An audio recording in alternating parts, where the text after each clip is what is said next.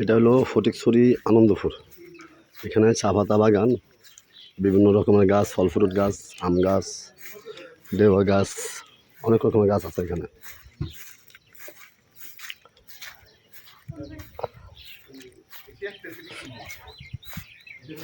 ফটিকছড়ি আনন্দপুর, দেখেন আম গাছ, আম দেখেন। ফান্ড আমি খাই ফেলেছি রানিংয়ে, ফান তো এত রাখি না আমি, ফান খানা পর আমার বেশি।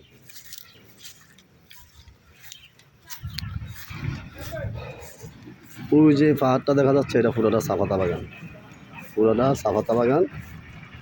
এটা ফটিকছড়ির ভিতরে পড়ছে আনন্দপুর।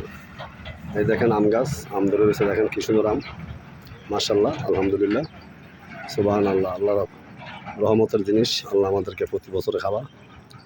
এই একটা আম, আরেকটা আম গাছ, এখানে তিনটা গাছ, এই আরেকটা এখানে। এটা হলো একটা বাংলো, কোম্পানির বাংলো। এই কোম্পানির যে ম্যানেজার আছে ওনার নাম হচ্ছে মহসিন সাহেব, উনি এখানে থাকে। আমরা ওনার কাছে আইসে, আমার যাত্রী, আমি যাত্রী নিয়ে আসি। ওই যে পাহাড়টা দেখা যাচ্ছে উপরে, এই পাহাড়টা পুরো হলো চা পাতা বাগান, আর এখানে আশেপাশে যা আছে সব চা পাতা বাগান। এটার পরে যা দেখবেন সব চা পাতা বাগান। মানে আসলে বোঝা যাচ্ছে সৌন্দর্য জিনিসটা, সৌন্দর্যটা কোথায়, আমাদের বাংলাদেশটা এত সুন্দর, এটা না আসলে বোঝা যায় না।